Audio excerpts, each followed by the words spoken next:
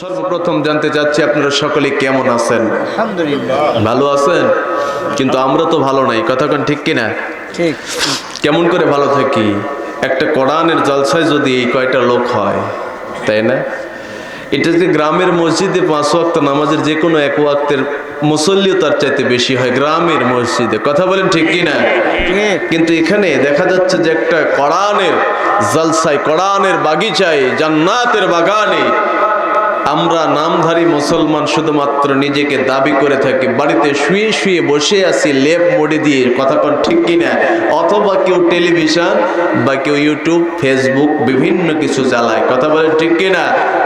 কোরআনের জলসায় আসতে মন চায় না, কথা বলেন ঠিক কিনা? অবশ্যই অবশ্যই আমাদের উচিত হবে, আমরা যদি নিজেকে মুসলমানের দাবি করে থাকি, ইমানদারের দাবি করে থাকি, যদি মনে করি যে মুসলমানের ঘরে আপনার আমার জন্ম, তাহলে অন্তত পক্ষে আমি করজোর অনুরোধ করব, আশেপাশে যারা ঘোরাফেরা করতেছেন, বাড়িতে যারা লেপ মুড়ি দিয়ে শুয়ে আছেন, অন্তত পক্ষে আপনারা কোরআনের মাহতি জলসায় আল্লাহ রাব্বুল আলামিনের দুনিয়ার এই বাগিচায়, বাগানে, জান্নাতের বাগানে আমাদের সকলকে কবুল করুক। সকলে বলি আল্লাহুম্মা আমিন, সকলে বলি আল্লাহুম্মা আমিন।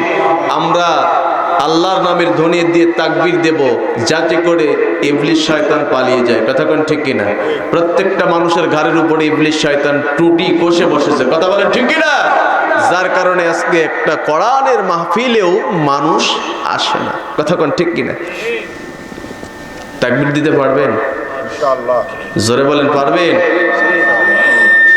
যেমনি করে শাহজালাল আল ইয়ামানী রহমতুল্লাহি আলাই আল্লাহর নামের ধ্বনি দিয়ে রাজা গৌড় গোবিন্দকে বাংলাদেশ থেকে তাড়িয়ে দিয়েছিলেন, কথা বলেন ঠিক কিনা?